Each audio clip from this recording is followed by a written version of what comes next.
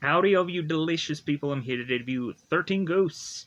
So, this is a supernatural movie that I've kind of had in the back of my head for a very long time. And at some point, I'm like, well, is this movie too overly complicated?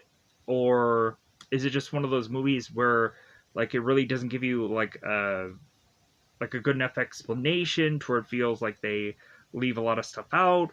And I go on to have problems with certain things, then I also am to of overall just like the adventure of this movie. And to go on and give us another kind of film where we can possibly capture ghost is an interesting idea. So we have me go on and probably have a problem the most with the road flares being used, but we have Cyrus that goes on and explains right away that it's like a quick silver flare, and so I thought that was just so bizarre.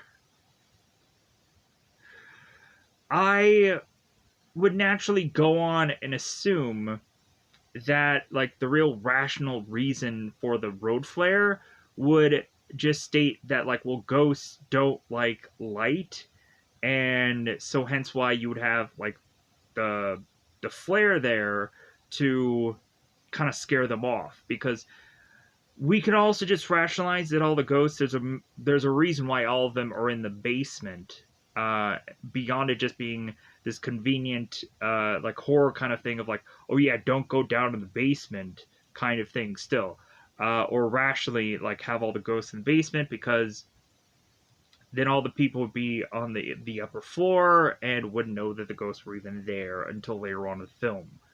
Still, so there would be some people that probably just like to live in a basement. Never know. Or recently, with this entire house being made out of glass, they probably would have been like, yeah, let's go into the basement, kind of like they did in the beginning of this movie, where we have Kathy, who's like, well, yeah, I'm sure the bathrooms are probably all in the basement, I hope. So we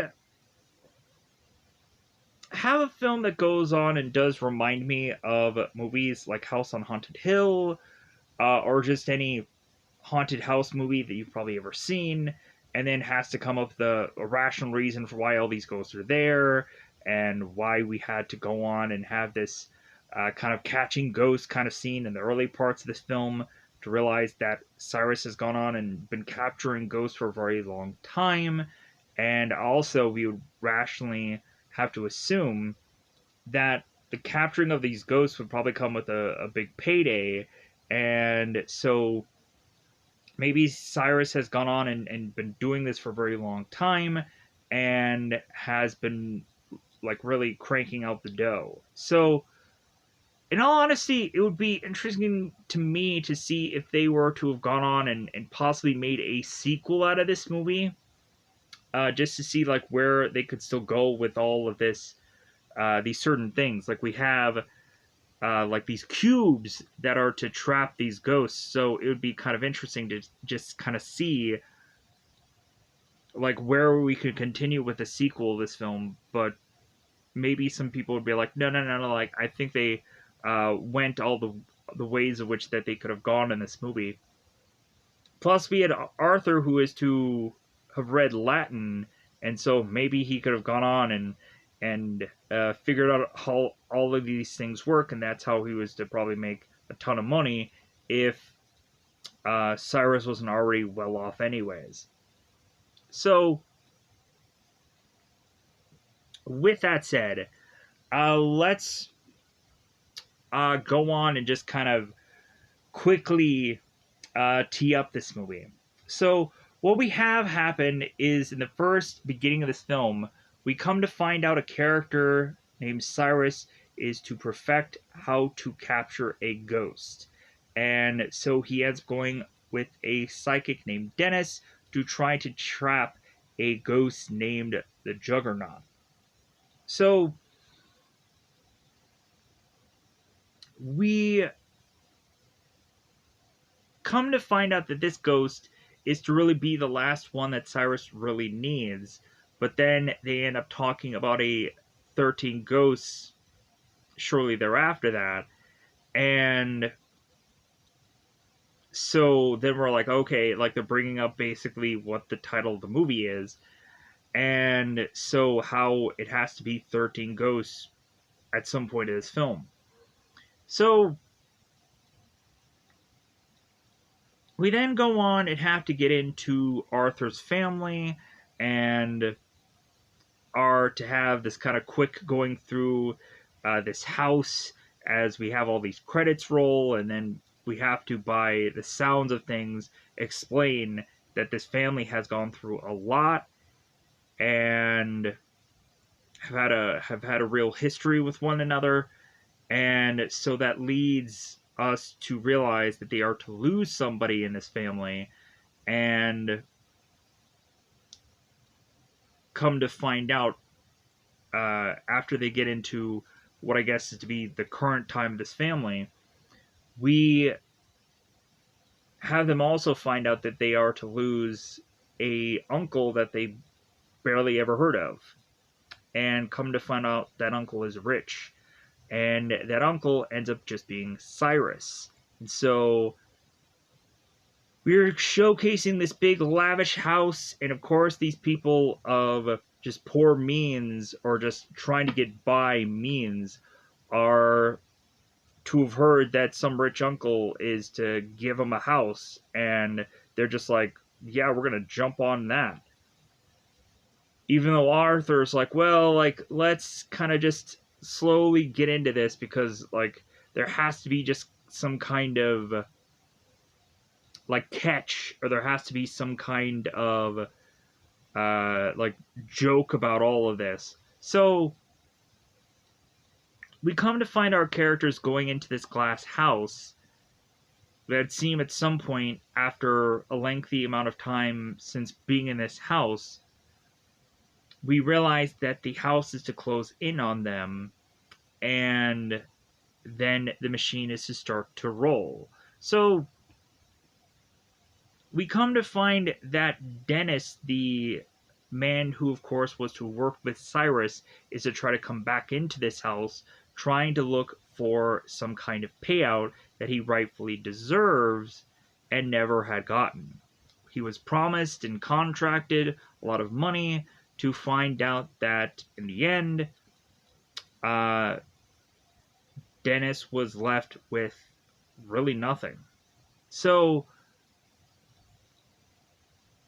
we have Arthur at some point who, within this big massive house, is to get told by Dennis who he really is, and to state that there is a bunch of ghosts that are all in the basement of this house, and that Arthur and his family, as well as Dennis himself, should get the heck out of here. Because Dennis doesn't quite understand why a guy like Cyrus would go on and keep all these ghosts in this basement. It just doesn't quite make sense. So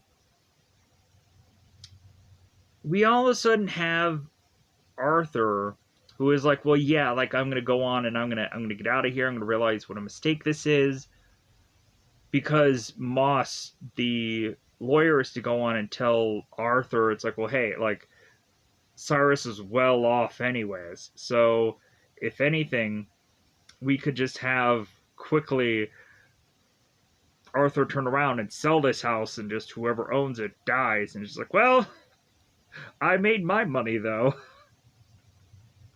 Or maybe he could have just bulldozed it to the ground and just built something else there. It could have been whatever it could have been.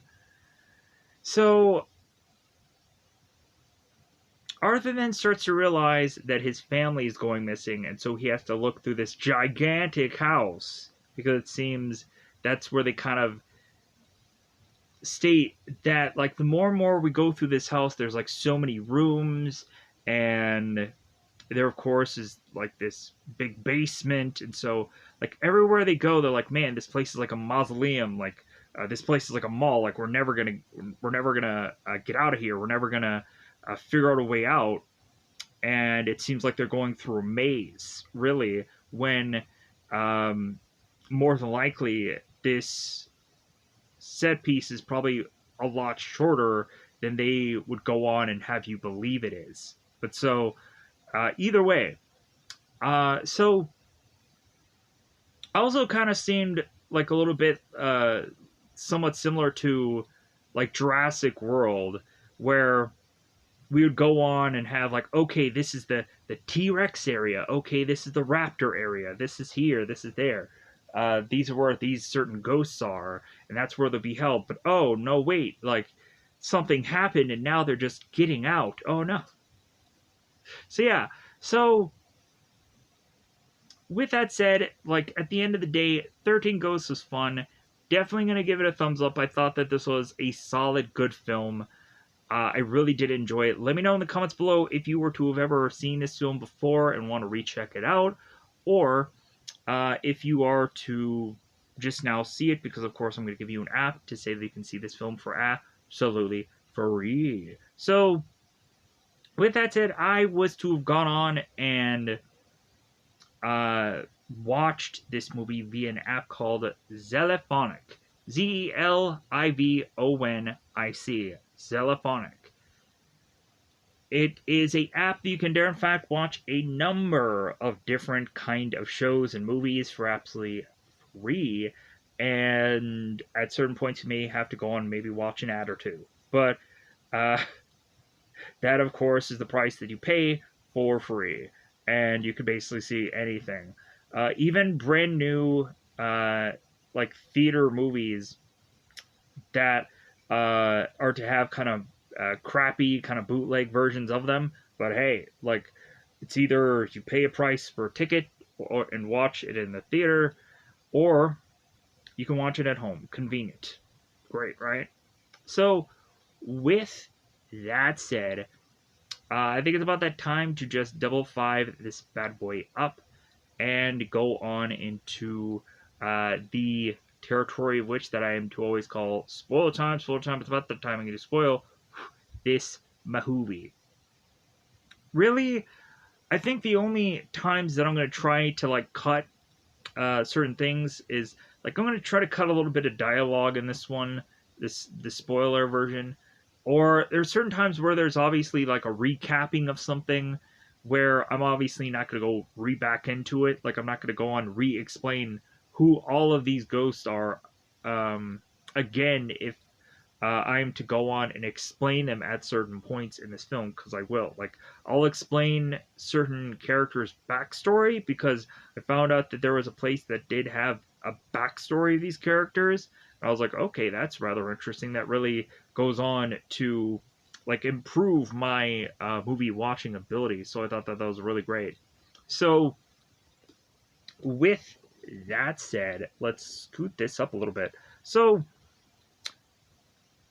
in the very beginning of this film, we have a semi-truck that crashes through a junkyard, just smashes through this gate. I guess a really good way to start out a film. Dennis and Cyrus step out of their vehicle to have Dennis kind of writhing in pain, because of course he is to be the one who has this kind of like vision, like psychic ability, and so I was like, oh yeah, like Matthew Lillard is in this, and because I remember that, and I remember like how funny that character was. But like, in all honesty, when I rewatched this movie, I'm like, man, like he was like funnier than I thought he was. He was better than I thought it was. But so,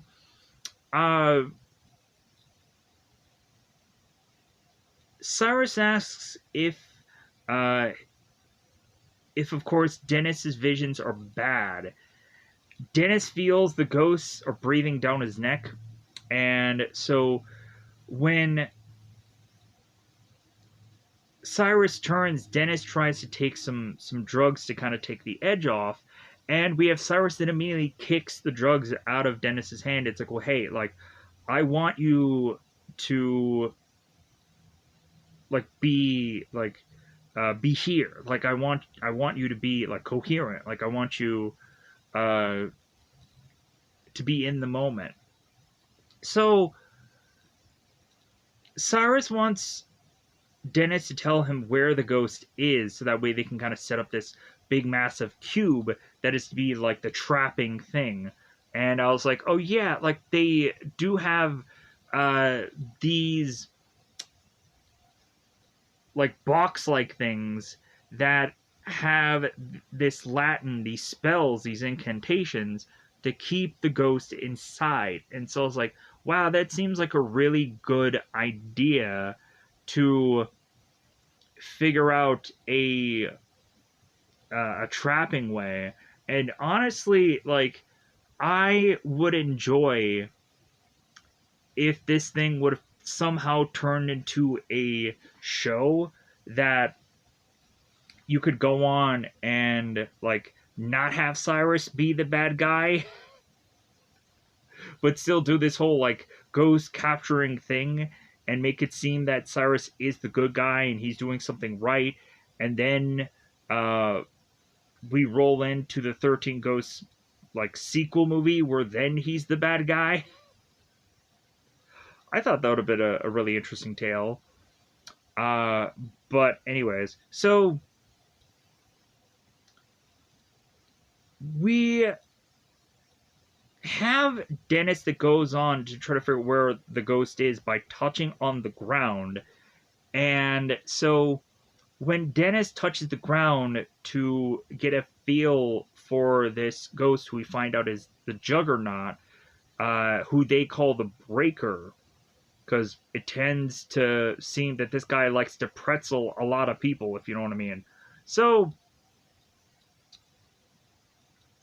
when Dennis is to touch the ground, we come to find that Dennis is in agony because uh, Dennis had thought that only this Breaker character had killed 9 people, and it comes to find out that it's more closer to 40. And so Cyrus is like, well, yeah, like he's killed since then. Like, since he was dead, like he was, when he was dead, like there was 9 of them. Now he's kind of compiled a lot more bodies. So Cyrus calls for the cube, and so Dennis asks Cyrus, like, well, why is this ghost called the Breaker? Like, was he a semi truck driver? Like, can we rationalize the name here? And so Cyrus goes on and just really explains the name of this guy being called the Breaker is just because he breaks people. Reasonable enough. So Cyrus is to see like cars flying and stuff like that, and so he's like, man, like I'm feeling a little bit rushed here. So we have Dennis who is stating to Cyrus that this ghost isn't like all the others, because of course this ghost is very strong, and also uh, this ghost has kind of racked up a bunch of bodies. So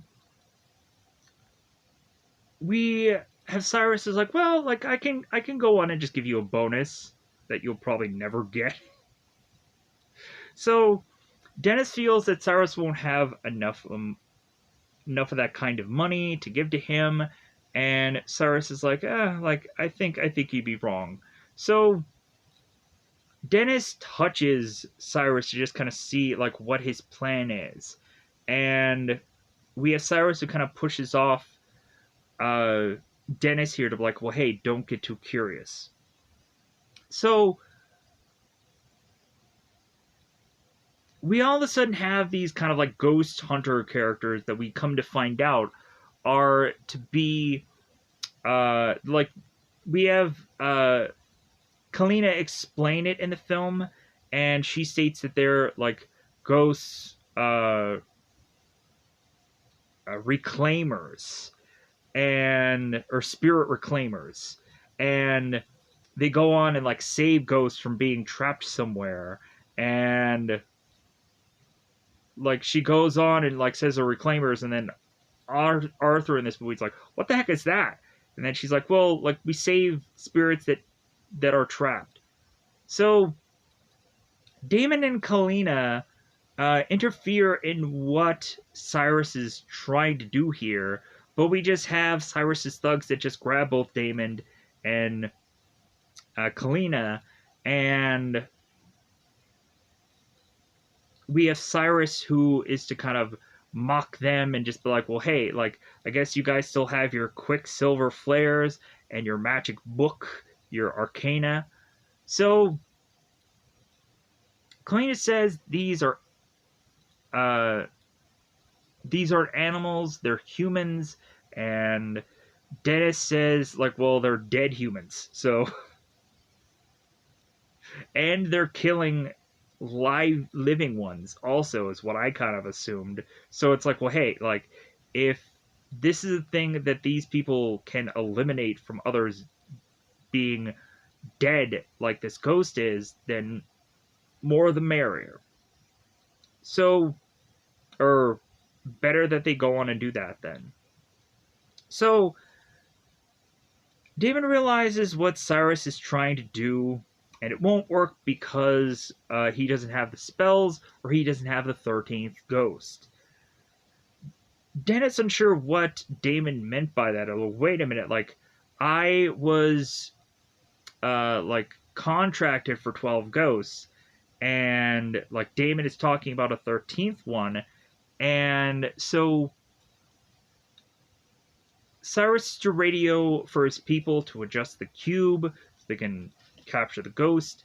And so Cyrus to get up over this kind of pile of cars. And so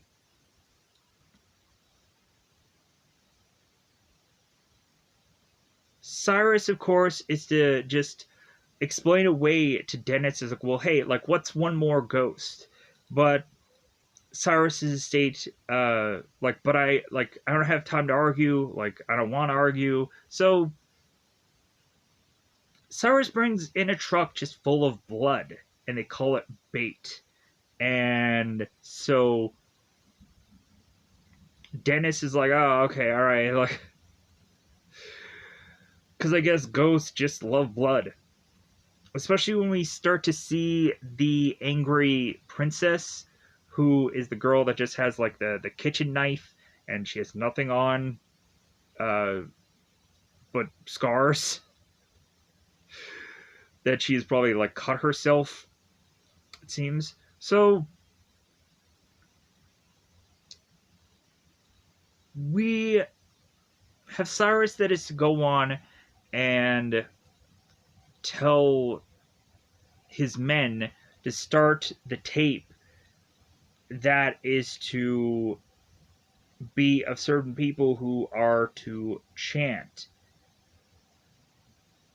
And then we all of a sudden see the breaker that starts taking uh, on certain of Cyrus's men and turning them into pretzels. We had one guy that goes into this car, and we just see this blood spatter. We have another guy that he ends up getting like kind of forced into this car trunk as he is to kind of be like broken and pushed in there, which I thought was kind of an interesting thing that they did there, just kind of cram this character in there. So, like, they kept calling him the Breaker, but at some point he'll be really called the Juggernaut. And so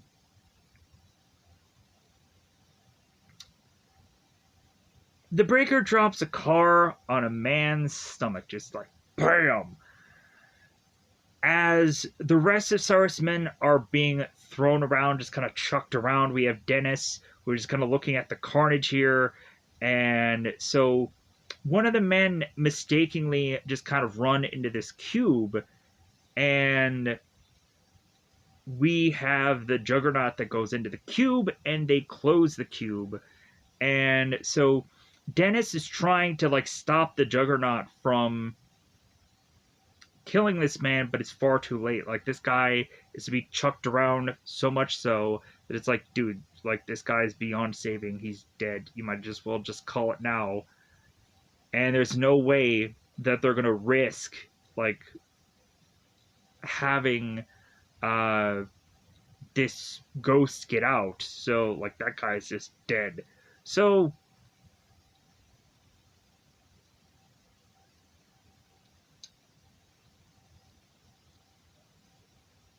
we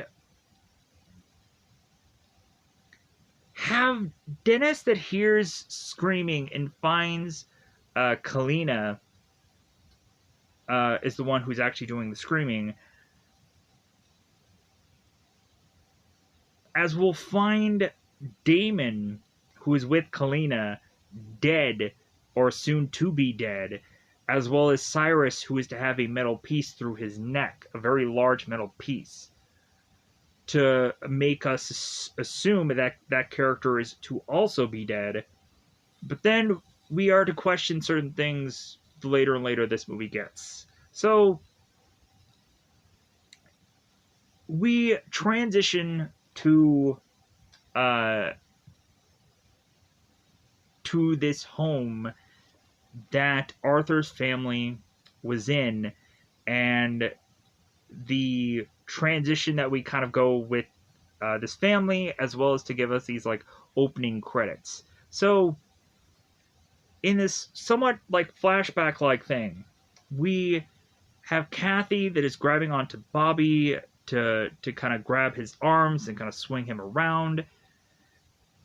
And so Arthur is talking to Jean, and he's stating it's like, man, I can't wait till Bobby becomes older and bigger, and he'll just go on and toss Kathy over his shoulder like she's nothing. And he's saying all this while he's talking to his wife Jean, and they're just thinking about that day. So all of a sudden we just cue like just certain like a wall or a set piece of this home, and we continue to see just things shift over time, and we're hearing just sounds of this family going through certain important events like Arthur's birthday. And so memories of family moments play in the background of this house. And so we come to find that there is one special moment of a fire alarm going off. Come to find out that this house is on fire. And so we have most of the family that ends up getting out, with the exclusion of Jean, who is the last to be in the house. And we come to find out by the time that Jean gets to the hospital, she dies. Sadly enough, that's how they kind of play it out. So they also are to like give us sounds of Jean's funeral and what was said there. So we then go on to this family in what is to be current time now. So Kelly's to try to wake up Arthur, who's just in his robe, just kind of sitting there, just kind of like, because he probably still just mourning for Jean, and just like, man, if only Jean were here, like maybe our lives would be easier. So Kathy tells Arthur about him needing to get ready for his class because he must be some teacher of some kind. Yeah, I think he's a math teacher. As Arthur is still in his robe. So we have Kathy who goes kind of back into the kitchen to start making some breakfast. Bobby is recording a podcast of some sort. He's kind of doing this recording off some device about death in America, kind of mentioning how like some person was decapitated by a Dunkin' Donuts. So Kathy wants Bobby to seek out a much more healthier hobby, and as Maggie and Arthur are to the end of the room, Maggie corrects Bobby with the word decapitated, and Arthur hears from Bobby about the dead guy they found at the Dunkin' Donuts, and Arthur just says, man, I love Dunkin' Donuts. No sponsor, I'm sure, for this film, because there isn't a logo anywhere. So Arthur sees Kathy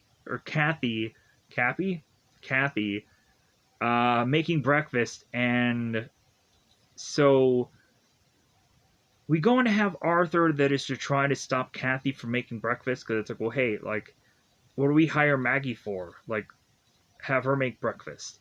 And we, of course, have them both realize that Maggie never really made a good breakfast. And so they're like, okay, like, Kathy, just continue on. So Bobby is to ask his dad, Arthur, to tell Kathy that keeping a record of death is a healthy hobby. Uh, Arthur then goes on to tell Kathy that, and then Arthur then goes on and trips on Bobby's scooter. So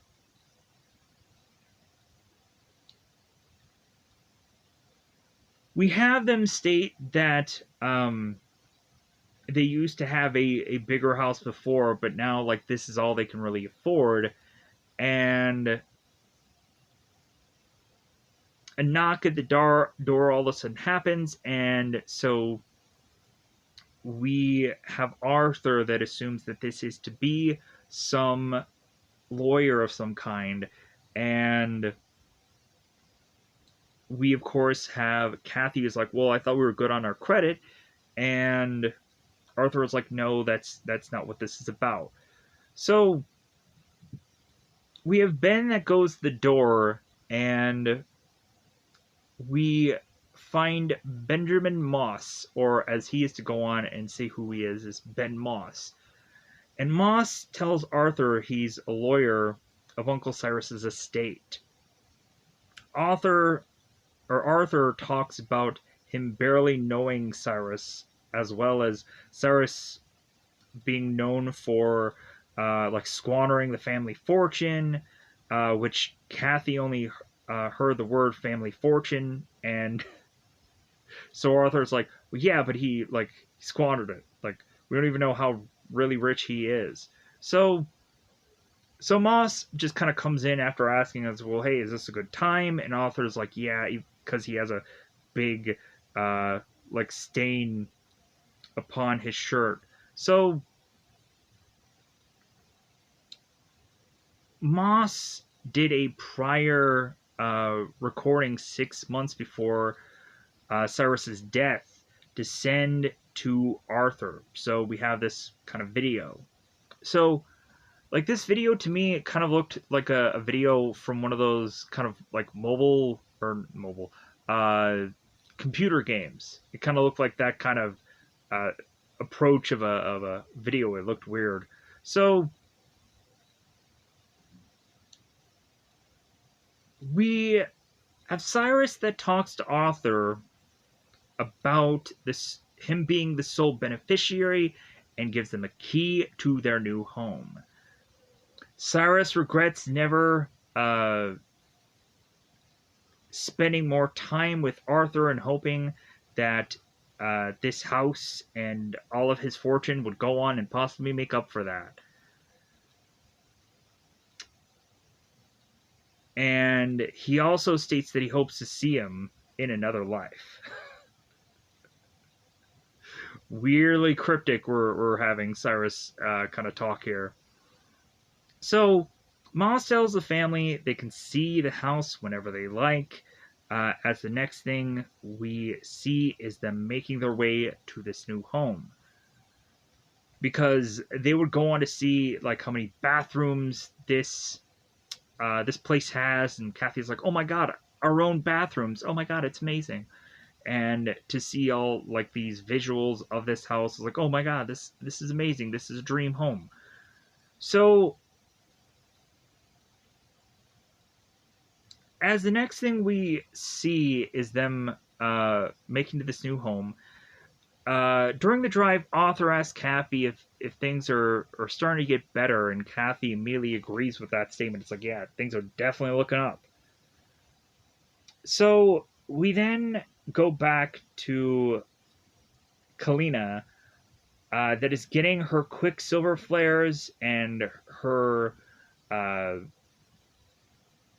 recordings of certain chantings to head to Cyrus's house, because she's going to go on and try to stop whatever is going on there.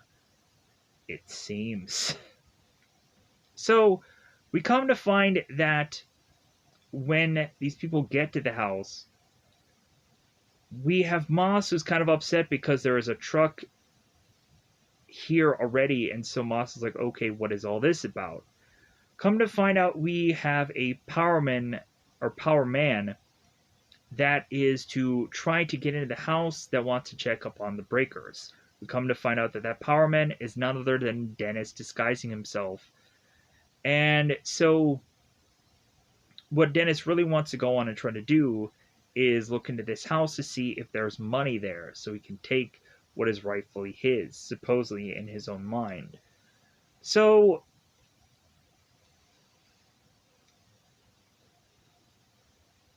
we see that Dennis is trying to get into the Cyrus house.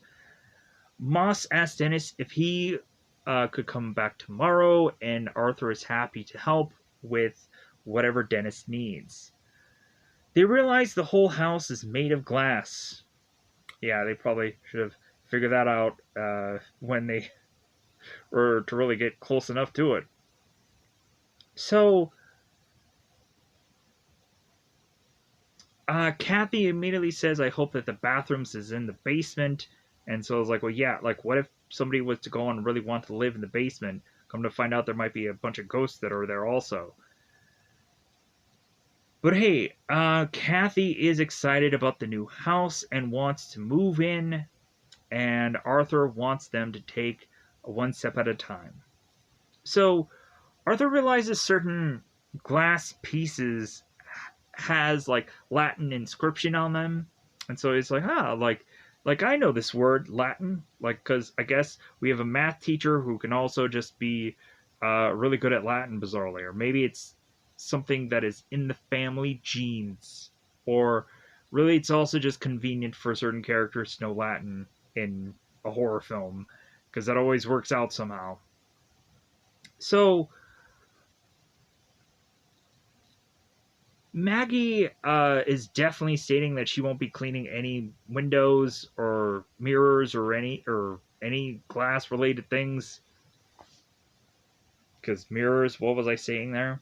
Anyways, so Kathy and Arthur look around. They realize all the things in this house must be very expensive. It's like, yeah, like let's pawn all this off. We're not going to use any of this stuff, so we might as well just pawn it all off to see how much more rich we can be. So, Dennis is curious what Cyrus was trying to accomplish here. Basically stating it's like, man, Cyrus, what were you doing? So, Dennis asks Moss about the basement as Arthur wants property insurance on this place to kind of see like, okay, uh, like I'm definitely gonna want to insure this bad boy because like if we're gonna live here, like I'm gonna make sure that we have this house instead of it being burnt down. So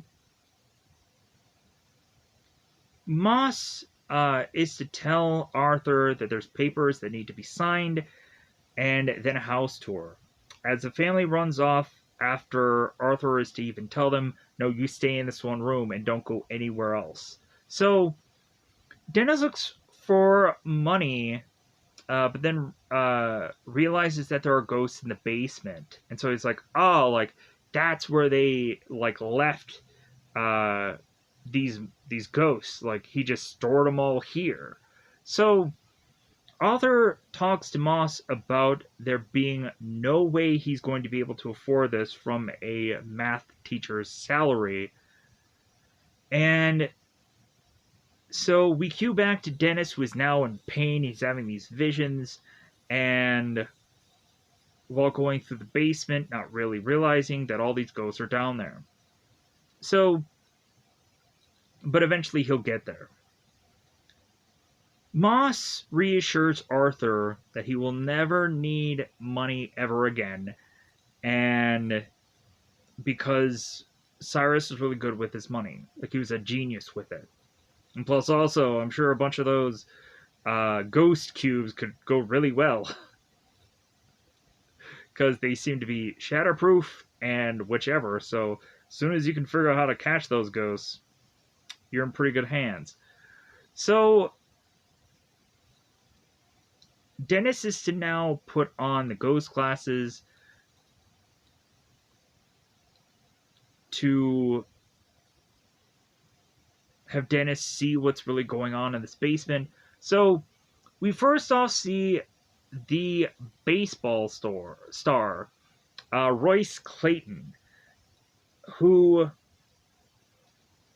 we would come to find out like has a pretty good backstory with this character besides him being Royce Clayton, and heaven forbid I know where that is. Um, he died in a car wreck, so that was the one thing that I forgotten to mention here.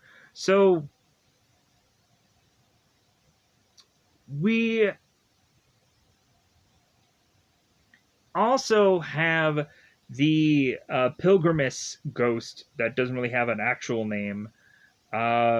She was to be a witch who died during Salem witch trials.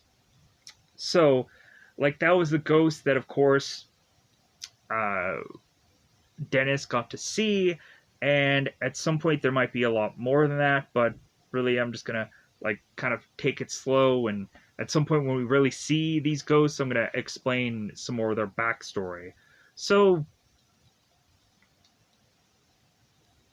we then have also the Great Child and the Dire Mother that were a circus act or a sideshow act, and so hence why they were to have somehow gotten here.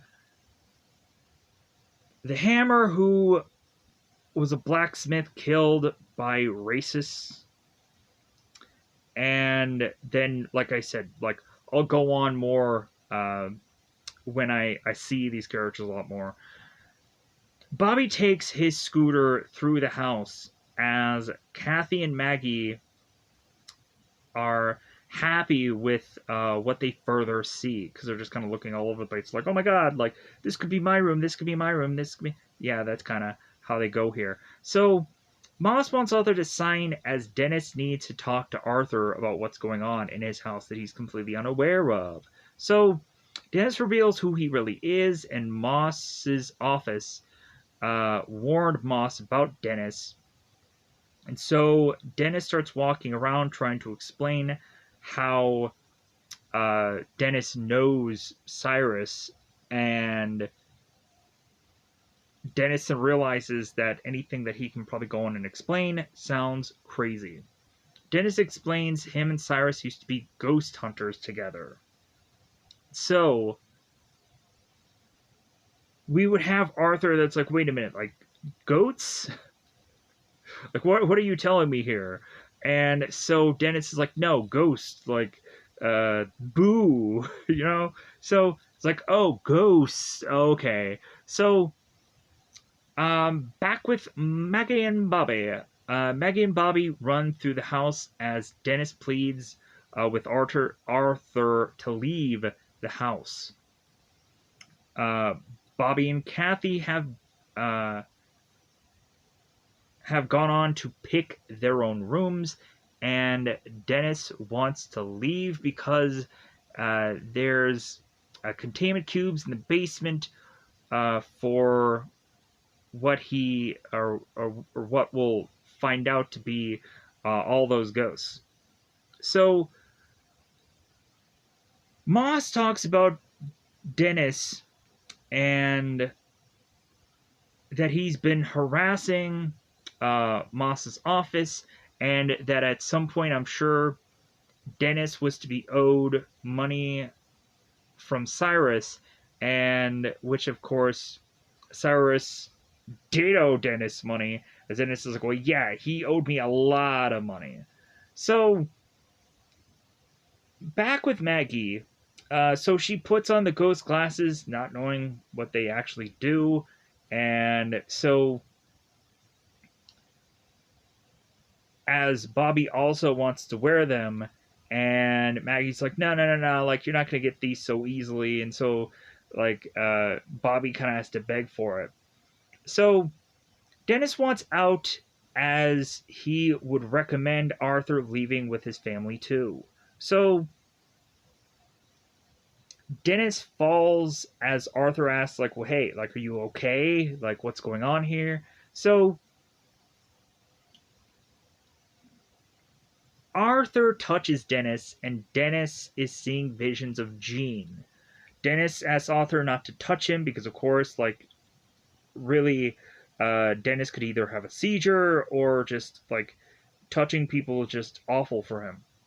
So when Dennis gets up, both Arthur and Dennis realize that Moss is now gone. So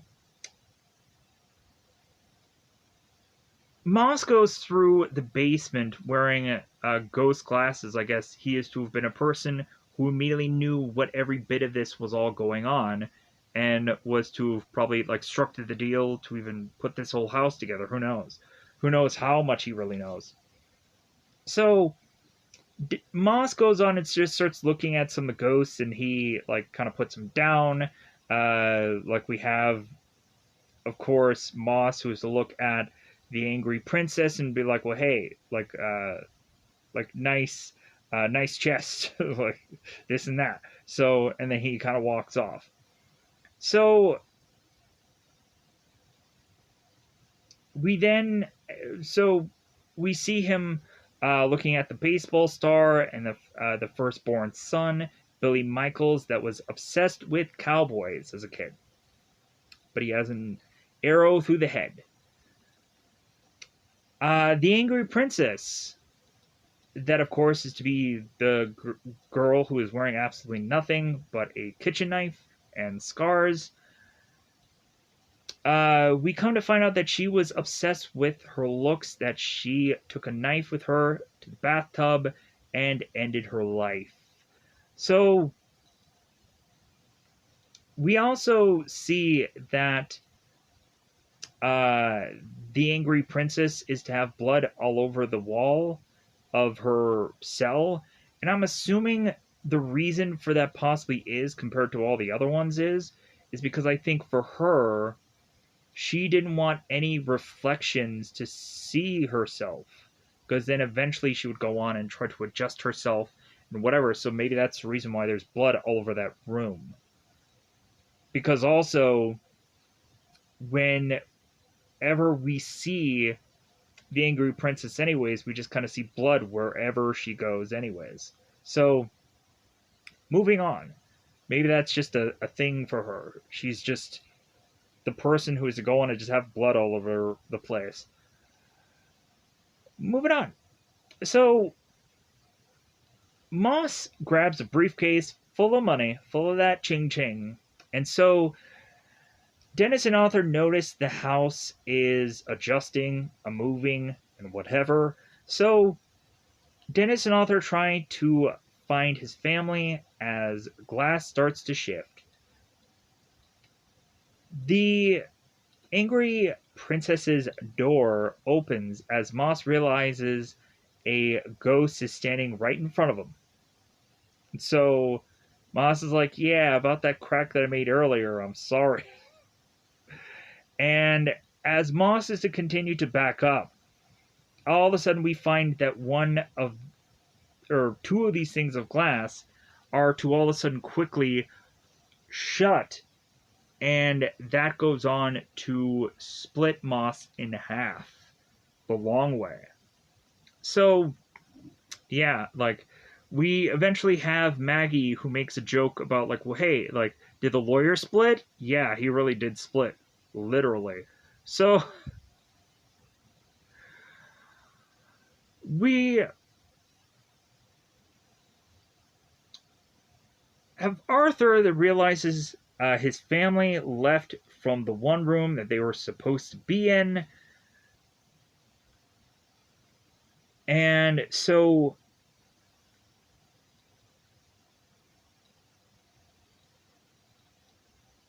we have at one point where Kathy is to go on and be in this room, and she's kind of looking at all this perfume and this cologne and whatever, and she is going on this bed. It's like, oh my god, this is my room. Oh my god, this is amazing. So we have Kathy that's going to this mirror and kind of looking at a reflection. And so we have the camera lens that is to go on and put the ghost glasses on so we can see from the ghost perspective what's really going on here. So we have the angry princess that is to also appear right next to Kathy, and the two of them are kind of adjusting their hair in the mirror. So as they adjust their hair, we see more numbers moving, uh, and the machine is starting to turn, meaning that there's going to at some point be more ghosts that are going to get unlocked soon. So, while the angry princess is to all of a sudden now be in the bathtub, just kind of enjoying a bloody tub, I guess. Kathy is to adjust the knobs upon this bathtub and take some of the water and kind of put it onto her face. So Arthur all of a sudden barges into Kathy's bathroom and is to restate it's like, well, hey, I told you to stay in that one room and don't go anywhere else. And Kathy is to say, like, to Arthur, it's like, well, yeah, but I just couldn't resist because this place being so lavish and having so many rooms and whatever. Like, I'm sure this girl's like, heck yeah, like, let's figure out which room's mine before anybody else claims it. So Arthur asks about Bobby, and Maggie isn't even with Bobby anymore. And we, of course, have Arthur that is upset with Maggie because it's like, well, hey, like, I pay you to, like, watch over my kids, and, like, where are you? Like, you're off just doing your own thing. So,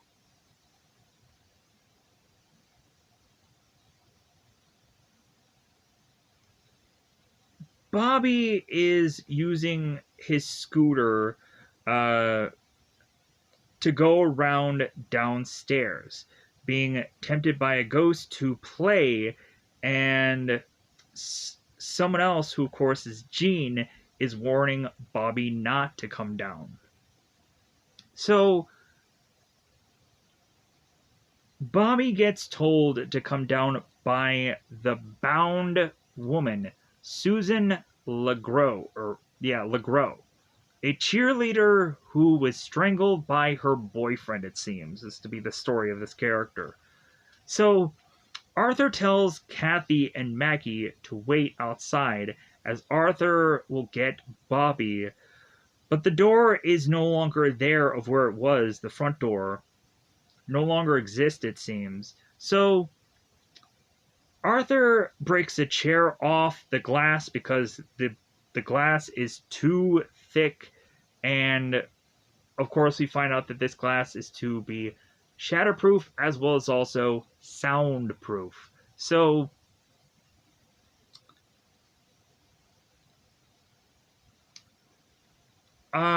Dennis is wearing a suit all of a sudden instead of a jumpsuit. Maggie, who looks on at Dennis, is like, well, hey, what happened to his jumpsuit? And we don't have a rational reason for him now wearing a suit. We assume that he just went through Cyrus's wardrobe, but still.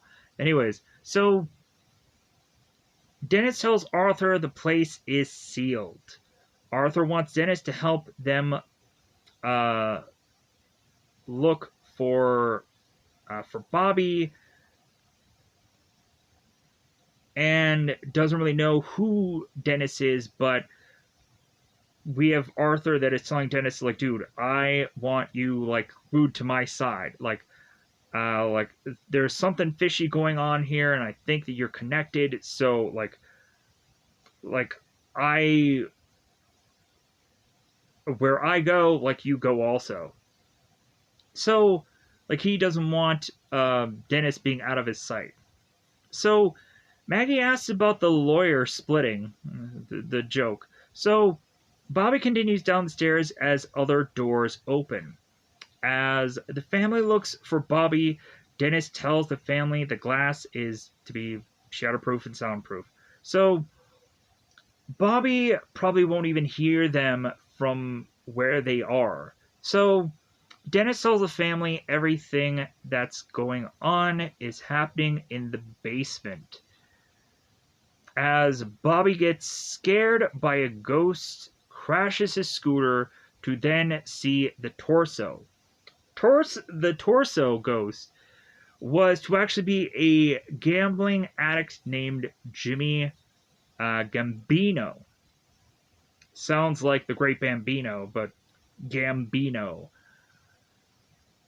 Maggie looks at the floor. She sees more spells. And Dennis asks for the glasses as he notices uh, these spells are actually to be barrier spells. And Dennis just doesn't quite understand what the other level of protection is for.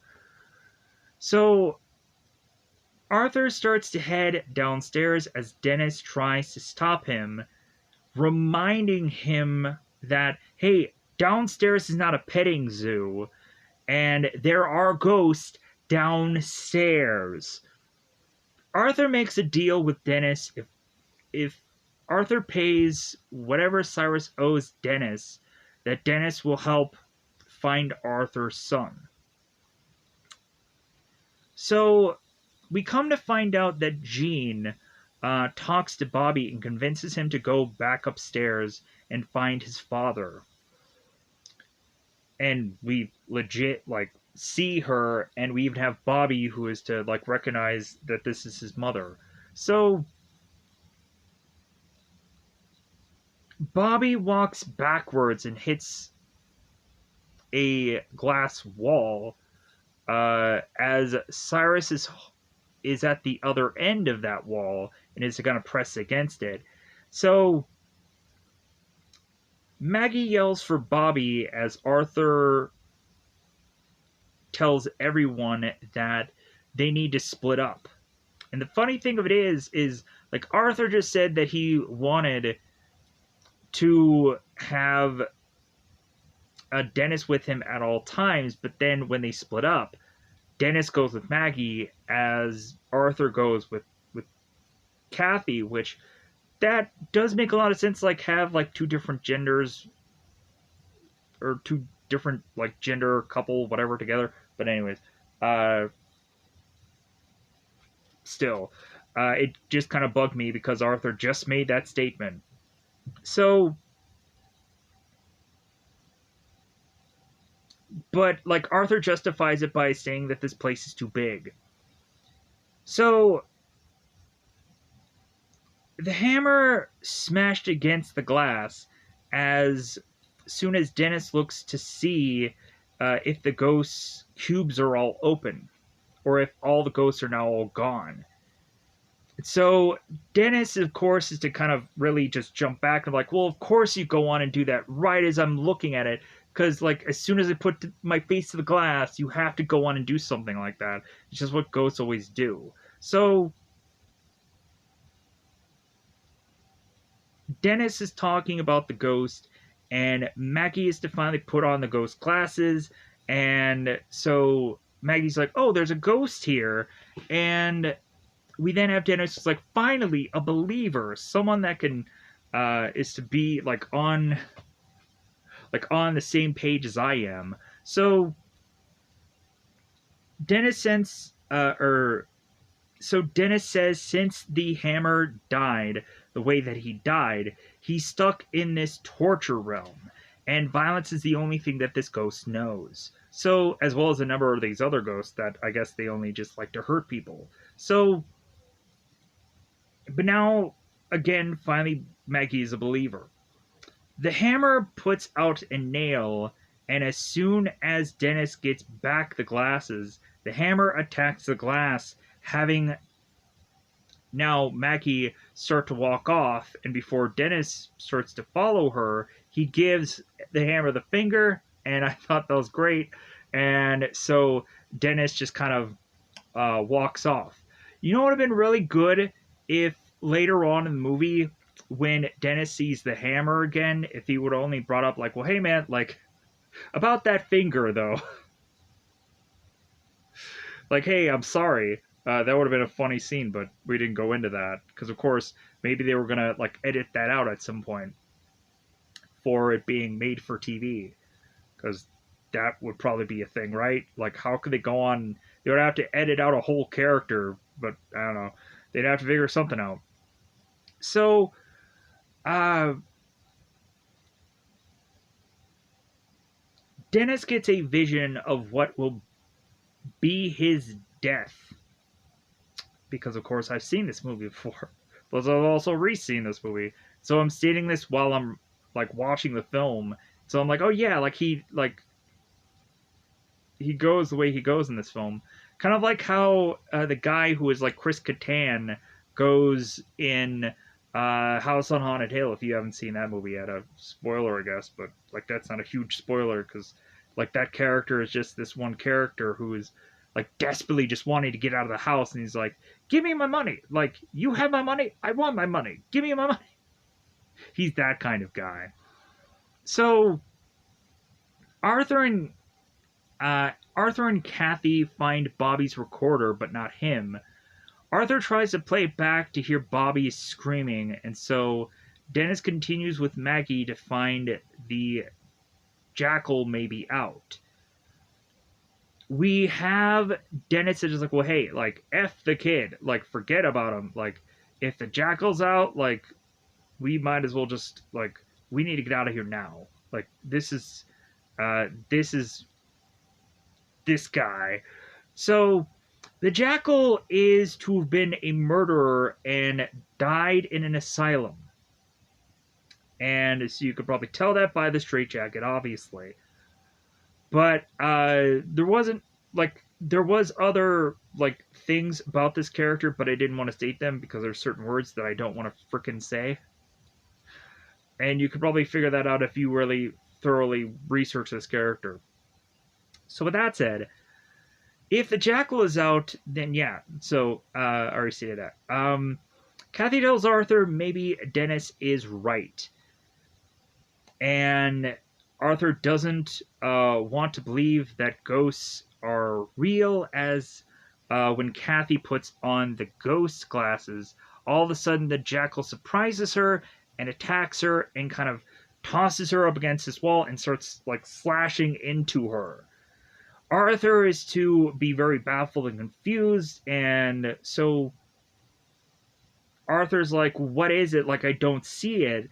And we find that Arthur is kind of playing tug of war with the jackal, and we, of course, have Kathy, who's the rope part of it, the rope part of the tug of war. So all of a sudden we have Kalina that comes in with a Quicksilver flare. Uh, Kalina, Kalina and Arthur grab Kathy and they just start dragging her around. And they drag her around for a good portion of scene here, while also we're going to go into the Dennis and Maggie side of things. So Maggie and Dennis realize that the firstborn son is out. The firstborn son is to actually be uh, uh, Billy Michaels, and I think I'll go on and I'll kind of. Oh no, I think I've stated that he's kind of obsessed with cowboys. So Dennis is trying to be very nice to the first son and or the firstborn son, and backing away kind of slowly as when uh, as when they are all of a sudden in another hallway, we all of a sudden have Maggie, who is very close to being attacked by the angry princess. And Dennis is trying to tell Maggie, it's like, hey, you need to move. You need to move now. And Maggie's like, what are you talking about? And he's like, go, go, go, go. Just go here. And so Kathy is still being dragged around by both Arthur and both Kalina. Arthur comforts Kathy and even gives her his coat. So right about here is all of a sudden when Kathy disappears. And so in my brain, when I re-saw Kathy again by the end of this film, in my brain, when I saw her kind of come out of that spot that she's in, like, I'm like, wait a minute, like, isn't Kathy's hair all of a sudden way drastically different? But then I had to kind of look back into the footage. I'm like, oh, no, no, no, no. Like, when Kathy was being attacked by the jackal, like, her hair actually was down. And also, like, we see right here that Arthur had given Kathy the coat. So actually, how Kathy looks is actually accurate to where we did see her last. So I was like, okay, so they did an accurate thing here. Like, to me, you could go on and state that this last bit of that shot was probably filmed like way later on, and so there's only so many scenes that they could have gone on to use certain characters for whatever reason, to maybe just cut budget, or to also just say like, well, obviously the kid needs to be cut out because a kid is to really be difficult to schedule for any movie, let alone a horror one. So with that said, moving on. Plus, we also have to ask, like, how much did the actual Bobby actor legitimately see while doing this 13 Ghosts movie? Like, did he actually see the torso? Did he see the ghosts, or did they like shoot that afterwards? Just be like, no, no, no, no, we didn't want to scar the kid or whatever. So like, all that stuff was just kind of added after the fact. Who knows? So, so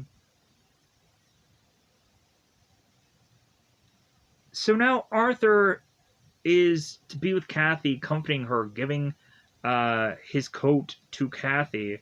Arthur all of a sudden is to ask, like, Kalina is like, who the heck are you? And what the heck was that? Kalina explains that she's in the spirit reclamation business. And Arthur's like, what the heck is that? And so she has to simplify that she freeze traps souls. Freeze traps ghosts. Freeze traps trapped ghosts. Moving on. Arthur asks, why is she even here? And Kalina is here to really just save Arthur's backside, his booty. His concentrated evil coming from the back of him. Oh, wait, that's poop. Hence, when you would go on and see a Family Guy episode at some point where Stewie would have to learn how to poop. But it's really just to potty train him. So, Kathy gets scared by the jackal, and again, and Kathy gives her glasses to her father so he can finally see the jackal ghost and see what it was. So, Kalina tells Arthur that Jackal is another one of Cyrus's victims and wants to send it. And so her plan is that she wants to go on and set them free. But we're going to figure out what really happens by the end of this film. So, Kathy is to mention that how she was to get in the house was from when the house started to shift, she got into a place that was an opening. And so Arthur's like, well, does that? And she's like, well, no. Like, don't even think that that opening still exists because it doesn't. So Kalina just goes on and shows Arthur this Arcana book. So Kalina tells Arthur that this building was designed by the devil and powered by ghosts. So this is almost kind of like a Ghostbusters kind of thing, where we would go on and have them explain about that uh, building in the prison scene. Like it kind of feels very similar to that. That whoever was to go on and build that was to also be like a Gozer worshiper. So like something about that building was very just suspicious. So uh, let's move on. Arthur doesn't care about anything but protecting his kids. Kalina wants help from Arthur, and then she'll go on and do the same in Arthur's favor. It's like you scratch my back, I'll scratch yours. So Arthur realizes Kathy's gone, and both Arthur and Kalina see the first son, and they're like, okay, we need to kind of get moving here. So back with Maggie and Dennis, they end up separating, having Dennis then throw Maggie uh, the glasses so she can at least see ghosts. As now Dennis is just kind of stuck in this room where we will come to find out that uh, Dennis is going to be used as batting practice. Sadly enough, by a baseball star, it seems. So, Arthur, man, why can't I just state Arthur right? Because I want to say Arthur. Arthur sees the stairs, uh, but realizes that there is no way to get there now.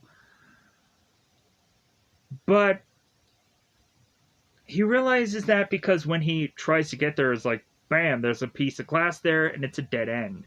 So we all of a sudden have ghosts that appear, the hammer and the jackal, and now Arthur and Kalina run. Dennis, we find out, is locked in a room with Royce, the baseball star ghost. And Maggie is telling Dennis to move and dodge and dip and duck. So Kalina finds they need to go to the library that's right above where they are. So Maggie asks if Dennis can be trusted with her life, as Dennis had just gone on and figured a way to get out of the room that was with Royce by there being some kind of opening that we quickly have Dennis roll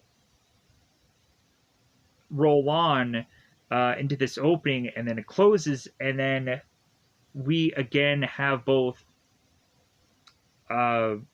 Dennis and Maggie meet back together. So I also want to see if I'm even saying this character's name correctly. Yeah, it is Maggie. I was like, all right. Because of Maggie, because I probably went on and probably stated that it was Maggie, but it might not have been. So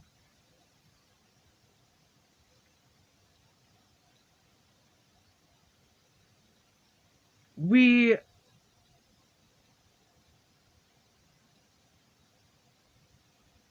let me pause here for a second. We are almost at an hour and a half. Hopefully I can kind of rush to get this done. So we have Dennis, or we have Maggie that asks Dennis if he can be trusted with Maggie's life, and Dennis is to guarantee nothing. Maggie and Dennis walk into the hallway to see that the Great Child and the Dire Mother are there, as Dennis was to possibly think that there was only going to be ghosts downstairs. So both Maggie and Dennis finally go on to see Kalina and Arthur trying to go up to the higher floor, as he is to start to notice the hammer that is making his way to him. So Dennis is to notice Kalina, and so Arthur quickly needs to get up this fight. And so they help him and they grab him, and then Arthur's like, "Well, hey, thanks for remembering I was even down there." So Dennis asks Arthur where Kathy is and mentions, and so Arthur mentions that she disappeared. As Dennis is to say, it's like, well, how is it that you have a glass house and you are to have a whole family that disappears? And Arthur looks at him and is like, really? Like, you're going to go that route? So Dennis gets a vision as Arthur gets attacked by the jackal. Dennis throws a flare to hit the jackal, and all of a sudden the pilgrimess appears. Arthur is to now be kind of thrown over people's shoulder to have them kind of make their way back to the library. Dennis talks about him taking the money, not knowing what Cyrus was to do for his end game. Dennis was to have easily taken the money really because he is to be an unusual guy. Dennis has seizures if he gets too close to anything dead, and when he touches someone, he gets visions in his head. So he's like, well, yeah, I'm a bit of a freak. So, like, yeah, to really go on and just take somebody's money, whoever's willing to pay me and accept me for who I am. And Kalina's like, dude, you're being used. Like, Cyrus didn't accept you. He just needed you as a tool to what he was trying to accomplish. So Kalina asks if Dennis told Arthur about the fourth ghost. Dennis is like, no, like, don't tell him about it. Just come on. So we have Kalina that goes on to explain to Arthur about the fourth ghost and how that is to actually be Jean, who is to be trapped in this house. So Arthur then realizes that his wife's soul is trapped here, as Dennis didn't know who this ghost really was, or if she had a husband. Arthur punches Dennis. Arthur asks why. Dennis says Cyrus picked the ghosts. Once Dennis figured it out, he felt guilty about it and was trying to help Arthur out for the rest of this time. Kalina tells Arthur that this house is not a house, it's a machine, and how it was designed was to capture or was to take in ghosts in a certain order. So we then have the recapping of every ghost that I've kind of already mentioned at some point, because I feel like I don't want to go on again and re-put this out there, so I'm going to skip that. So the goal when the ghosts are released is so that they can go and power up this machine to open a thing called the Oculus Inferno. And somehow we, of course, have Arthur, who is to have speaking Latin, so he's like, Oculus. So that is the eye of hell. So Cyrus wants to control the eye to also have that control the past, present, and future, so Cyrus can make all kinds of decisions. So Arthur asks how many ghosts have been freed so far. Kalina says 11, and the house needs 12. Dennis corrects Kalina and saying that Damon had mentioned something about a 13 ghost. Kalina says that the 13 ghost is just a failsafe, that someone would need to sacrifice themselves for love. So Dennis says there has to be another way besides Arthur going on and sacrificing himself for his kids. And so Arthur says, like, all that matters is my kids. And so Dennis says, well, let's go find them. Arthur asks if Kalina does really have enough explosives to just kind of blow that machine. And we, of course, have Kalina that's like, well, yeah, I have enough to just kind of blow us to back to like the 1500s. So Arthur and Dennis grab one of these Latin glass walls, and they are to go on and go back into the basement to then have this kind of strategy plan to find the kids. So Kalina and Maggie also go back down from where Kalina and Arthur were to then try to get to the machine is the ultimate plan. Dennis calls Arthur Captain America, and we also have Dennis, who is to reference "There's no place like home," while they're down in the basement. So shifting this glass piece as they're moving. Kalina and Maggie find the lawyer, and he did split after all, as Kalina and Maggie find the machine. Arthur and Dennis find Royce, the baseball player, and we, of course, have Arthur with the plan. It's like, well, hey, let's ram him. Let's kind of force him to hit against this wall. As we, of course, have Royce who's consistently hitting the glass, and we, of course, have Dennis who's giving the baseball joke of like, yeah, he's really swinging for the fences. So Cyrus appears in front of Maggie as Kalina knocks Maggie out, telling us they were working together the whole time, and so they both kiss. So we come to find out that this whole time Cyrus had faked his death, and when he has to go on and be killed by the end of this movie, because I was like, well, wait a minute, like, isn't he a ghost? Shouldn't he not go on and be lip locking with Kalina? But then I realized, like, oh yeah, like he faked his death, so that has to like make sense of it all. So we then have Royce that gets smashed into a wall by Arthur and Dennis.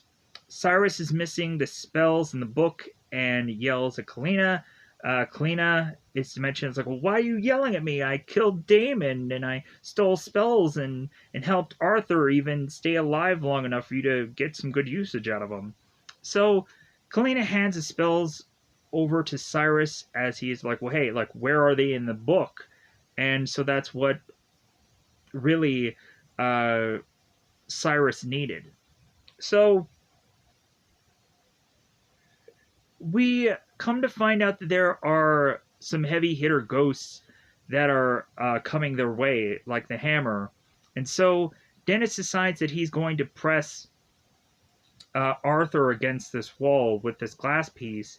And we have Dennis who's going to sacrifice himself for Arthur because it's like, well, hey, like Dennis really needs something to like himself for, and so this must be it.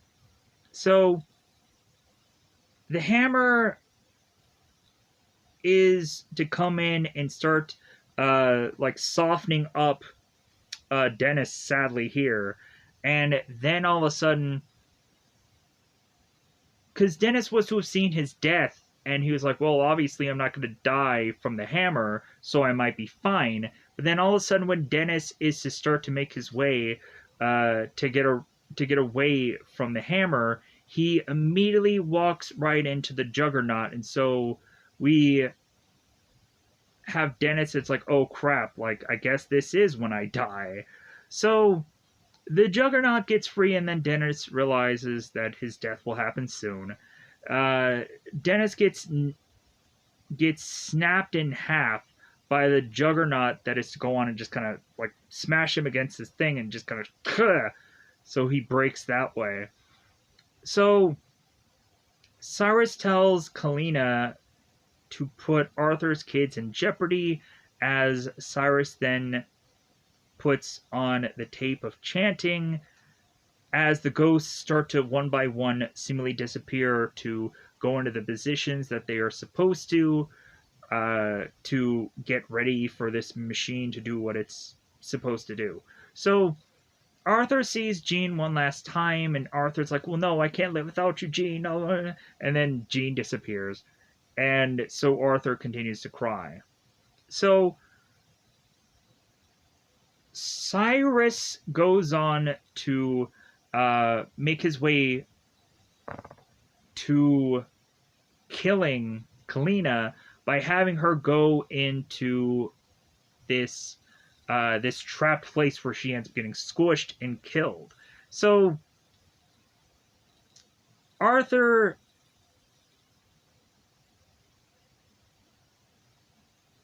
is to realize that he is to see where his kids are, and he starts running to them, and he puts on the ghost glasses so we can all see that all the ghosts are just surrounding these kids. And so Arthur sees Cyrus, and so we have Arthur who even like takes off the glasses and like, aha, like, so this is not a ghost, it's a real guy. So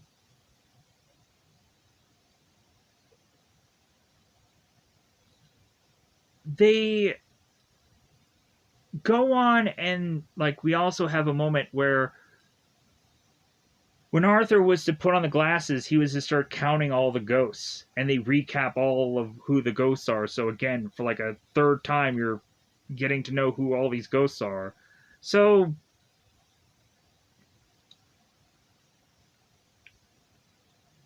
so Arthur figures out he's the 13th ghost.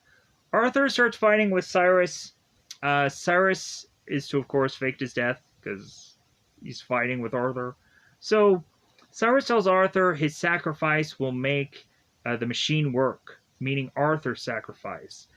As Maggie tries to reset the ghosts going back to where they should be, and she just starts breaking everything as Cyrus gets thrown into the machine and sliced up by all the ghosts. So what happens is all the ghosts just surround Cyrus and grab him and chuck him at the moment where all of the numbers that were spinning around in that room are starting to now all like start to like flip around and cut people into shreds. So that's what happens to Cyrus to actually finish him off here. So Arthur talks to Dennis, and Dennis is to give him like some motivating advice, like, well, hey, you can do this. And so Arthur jumps and holds on to his family as everything is starting to break down, and this whole entire house is just starting to break. So we start to see in the house from the distance, and we start to see a bunch of these ghosts all start to escape. The family is to see Jean as it seems that she is like now like not scarred and so on and so forth. And then like she says one final thing, and then she disappears. By the end of this movie, the last thing that we see is that Maggie is to quit her job. She's like, man, I can't take all of this, so I'm gonna quit. We also have one other moment where Maggie was talking about, like, well, hey, if I definitely survive all this, I'm definitely going to ask for a raise. It's like, that girl doesn't really do anything but watch Bobby, and she's wanting a raise? Like, okay, all right. So I'm going to try to get out of here because I realize how long that this movie is and how I'm going to creeping up on that. So my apologies, but either way, I'm going to get out of here. Goodbye, buddy. Goodbye, buddy.